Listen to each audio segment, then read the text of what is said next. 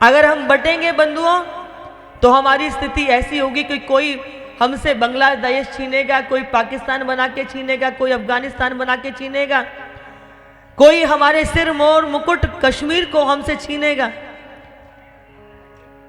पाक अधिकृत कश्मीर बनाना, अगर यही स्थितियां रहेंगी तो अभी भी इतनी भीषण परिस्थितियां भारत के अंदर हैं कि जो आप बांग्लादेश में देख रहे हैं, भारत के कितने हिस्से हैं जो पूरी तरीके से पाकिस्तान बन चुके हैं। इसलिए मात्र मेरे प्रभु ने बंसी धरकर की अधरूप पर प्रेम करना ही नहीं सिखाया, उन्होंने सुदर्शन धारण करके दुष्टों की गर्दन काटना भी सिखाया है।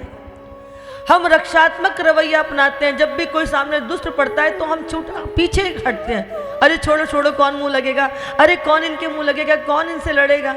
ऐसा कर करके हम दुष्टों को इतना बलशाली बना देते हैं कि वो सर पर चढ़ करके नृत्य करने लग जाते हैं।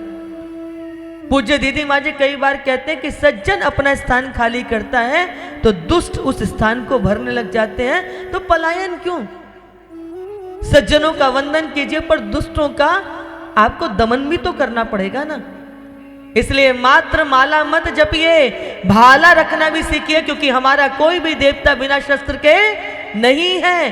कहां तक भागेंगे, कहां तक बचेंगे। इसलिए भागना नहीं है, जागना ही एकमात्र समाधान है। और जब तक जागेंगे नहीं तो भगवान भी उनकी मदद करते हैं जो स्वयं की मदद करते हैं। अपनी मदद कैसे करेंगे, अपनों की मदद कैसे करेंगे। हमको भी प्रत्येक व्यक्ति को योद्धा बनना पड़ेगा, प्रत्येक व्यक्ति को सैनिक बनना पड़ेगा। सैनिक कैसे डट जाता है ना, ऐसे ही हम सबको अपने और अपने बच्चों को सैनिक बनाना पड़ेगा। अभी हम वो कई बार उनको ऐसा बना देते हैं बिल्कुल लल्लू जैसा। आजकल मोबाइल दे देते हैं, घर में एक एक बच्चे हैं, एंड्रॉयड फोन ले लेकर के सोफे में धसे रहते हैं। उनकी माँ उनको हाथ में मोबाइल दे देकर के मुंह में रोटी ठूस रही होती है। जो अपने जूते के फीते खुद नहीं बांध सकते, वो विधर्मियों से सामना कर पाएंगे क्या, कर पाएंगे क्या। ये किसकी नैतिक जिम्मेदारी बनती है। परम पूज्य दीदी माँ कई बार वो शिवाजी की कथा सुनाते हैं कि जब माता जीजाबाई का जन्मदिन था तो नन्हे से शिवाजी ने कहा कि माँ मैं तुम्हें क्या भेंट कर दूं, क्या उपहार में दे दूं। तो माता जीजाबाई शिवाजी का हाथ पकड़ करके छत पर लेके गई और दूर फिरंगियों की ध्वजा फहर रही थी। तो माता ने कहा तू मुझे जन्मदिन पर उपहार देना चाहता है ना, तो मैं ये उपहार चाहती हूँ कि ये जो फिरंगियों की ध्वजा फहर रही है इस जगह तू भगवा ध्वजा फहरा देगा, वही मेरा उपहार होगा। ये माता ने बचपन में दे दिया। लेकिन हम अपने बच्चों को क्या दे रहे हैं। बैंक से लोन लेना पड़े, कुछ भी करना पड़े, परंतु हम सब अपने बच्चों को कलेक्टर बनाना चाहते हैं, डॉक्टर इंजीनियर। समाज का धन भी होगा तो हम उससे सोचेंगे हम इसको डॉक्टर इंजीनियर बना दें।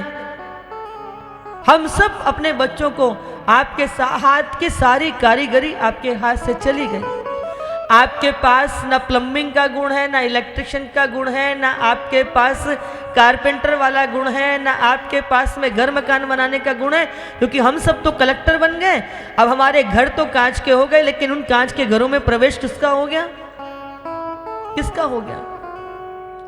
हम सरकारों को कोसते हैं, सरकार हमारा कब तक समाधान करेगी।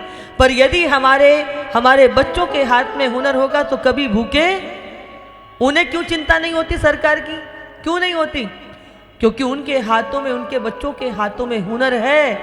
वो 10 हैं, 20 हैं, 25 हैं, सब कमाते हैं और पेट भरते हैं। और हम क्या करते हैं, हम अपने बच्चों को कलेक्टर बनाने में लगे पड़े हैं। और जो बहुत समृद्ध हैं उनके बच्चे यदि विदेश में जाके बसे ना या पढ़ने के लिए ना पहुंचे, तब तक तो उनका स्टेटस ही नहीं बनता। परंतु याद रखिएगा, अन्यों के पास बहुत सारे देश हैं पर हम हिंदुओं के पास मात्र भारत देश है। यदि हम इस भारत देश की रक्षा नहीं करेंगे तो हमारे लिए दूसरी जगह कहीं रहने के लिए स्थान नहीं है। हमको जागना पड़ेगा और जब तक हम जागेंगे नहीं बात बनने वाली नहीं है। कब तक बचोगे, कब तक डरोगे। उनको हमसे भय नहीं लगता, हमको उनसे भय क्यों लगता है। जिस दिन उनको हमसे भय लगना शुरू हो जाएगा समझ लीजिए सारी समस्या का समाधान हो जाएगा। उनको भी तो डरो कि हम इनको कुछ कहेंगे कि हमको मारेंगे। अभी हम डरते हैं हाय कुछ हो ना जाए, मार ना दें, कहीं जेल में नहीं चला जाए। ऐसे कब तक बचेंगे। और उसी डरपोकपन के कारण आज देश की में ये स्थिति पैदा हुई। पर यदि अगर अभी भी हम इसी ऐसी स्थिति में रहें तो हम तो चले जाएंगे, हाँ, लेकिन हम अपने आने वाली संतानों को क्या देके जाना चाहते हैं, इसका विचार जरूर करना पड़ेगा।